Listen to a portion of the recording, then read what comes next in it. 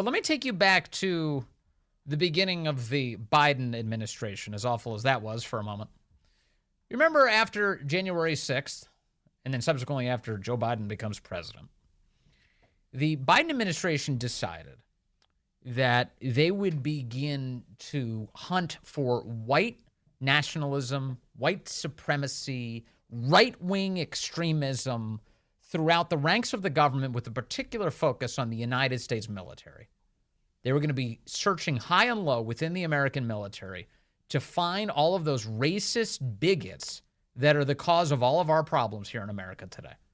They promised that. They said, let's do it. So, in fact, Lloyd Austin, the defense secretary, they issued a stand-down order to the entire military, and everybody across all the services needed to be briefed on how to detect and how to avoid white supremacy and right-wing extremism. It was wild. And in the meantime, they also launched an investigation into just how much extremism they had going on in the military. And I don't know if you heard about this, but the study ended. And it came out, actually. The report came out. And in case you're wondering why you didn't hear anything about it, well, I've got some good news for you. There are no extremists in the military. Virtually none.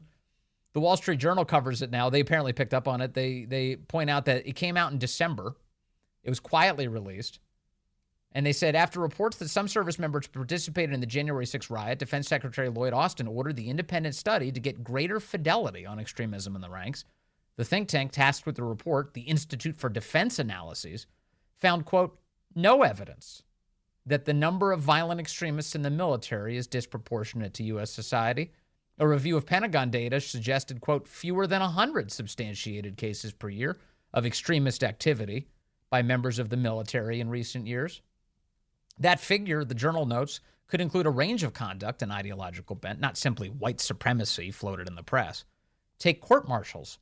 Researchers found that the prevalence of, quote, extremist and gang-related activity that are reflected in court-martial opinions is limited to fewer than 20 cases since 2012. You got that?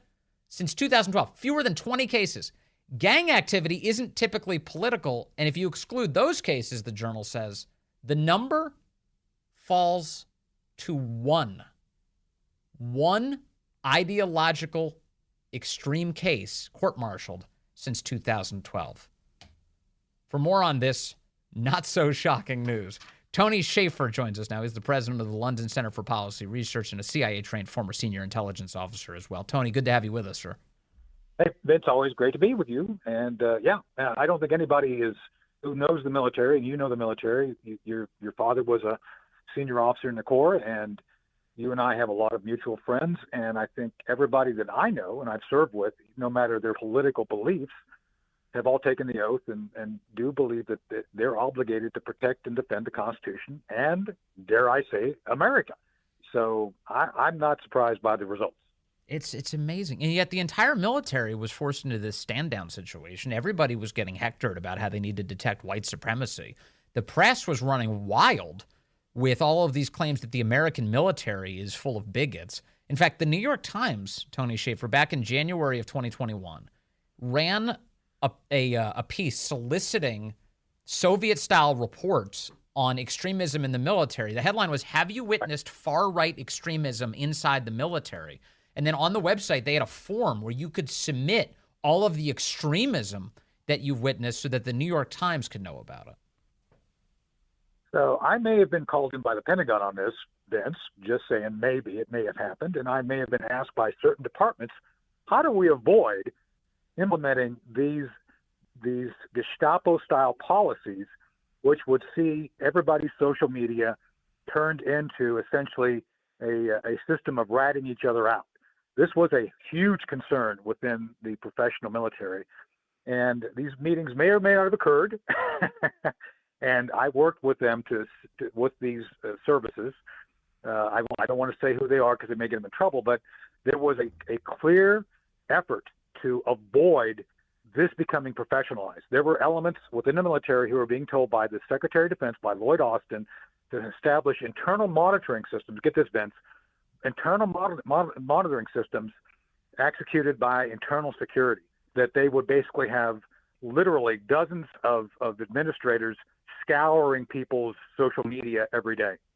That's how close we came to actually having an established process for people looking over each other's soldiers. Could you imagine what that would have done to morale, to know that people are being encouraged and probably promoted based on how they can rat people out? So Look, that did not happen, but they wanted to go down that path. right, and you know this as a veteran yourself, that the military does have an unusual level of control over the people who are among its ranks. That's just true. That's true.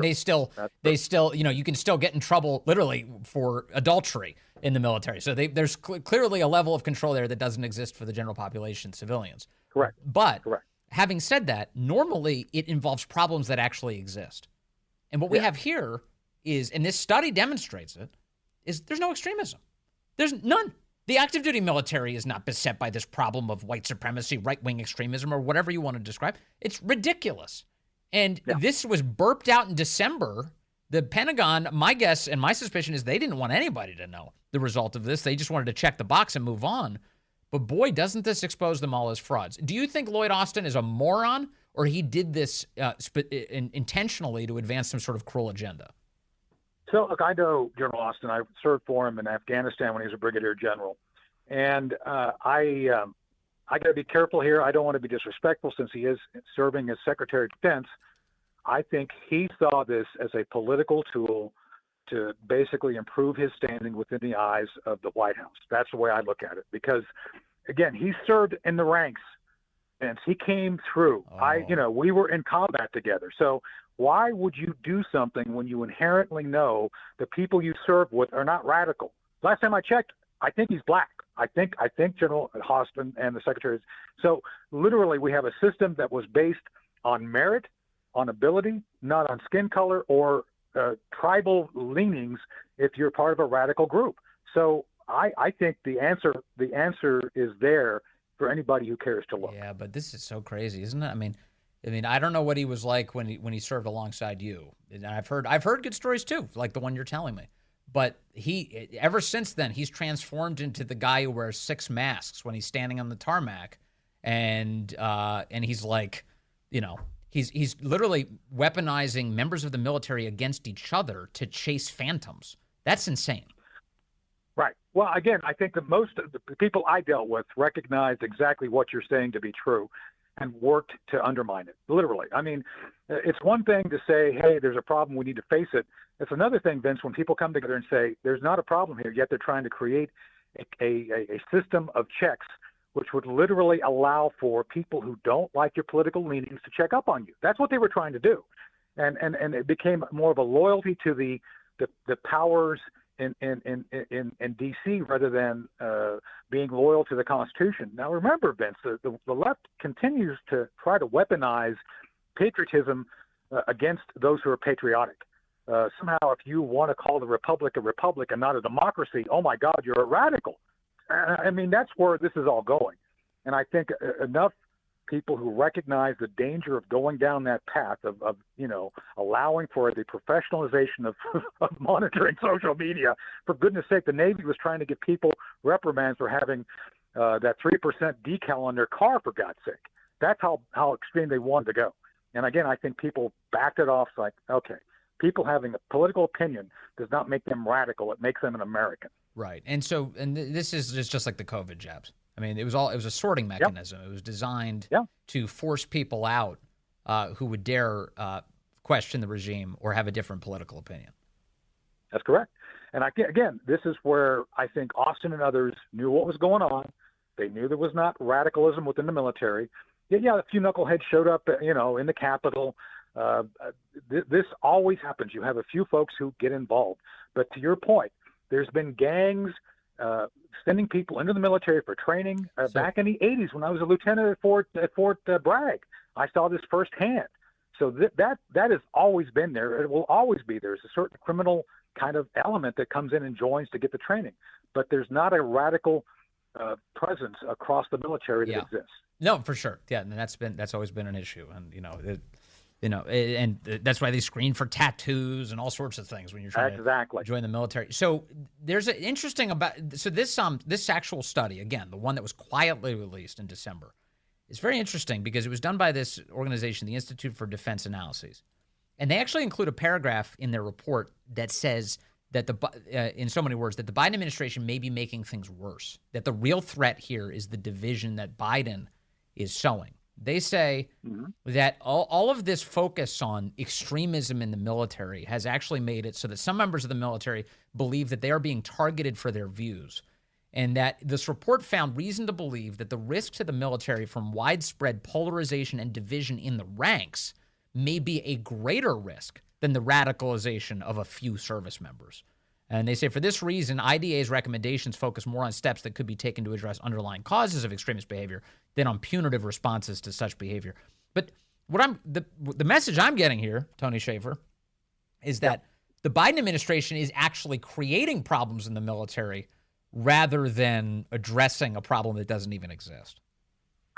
They have. And again, the very predicate of this study directed by Lloyd Austin was meant to have the effect that we're talking about. The idea here is they wanted to find a way to quietly and permanently move those who serve in the military into a certain venue of thought. I'm trying to be very careful with my words here. And that venue would require not only that you pass those rigors of background check, which a lot of us have to do. The UCMJ still criminalizes things which the civilian society does not. But beyond that, Vince, they wanted to have another level of check that essentially would require you to essentially divorce yourself from certain political views, which, by the way, are accepted. People can have political opinions. They can have very strong political opinions. Those opinions can be exercised under the First Amendment, no matter if you're in uniform or not. That's what they were targeting, and I think that's what that study comes out saying. God bless the guys at IDA for actually coming to the conclusion in a way that is honest and says exactly what the problem is. It's the Biden White House. But then again, what is the Biden White House not a problem in these days? It's amazing. It really is. Thank you, Tony Shaffer, for always giving us your honest take on all this. Really appreciate your time as always.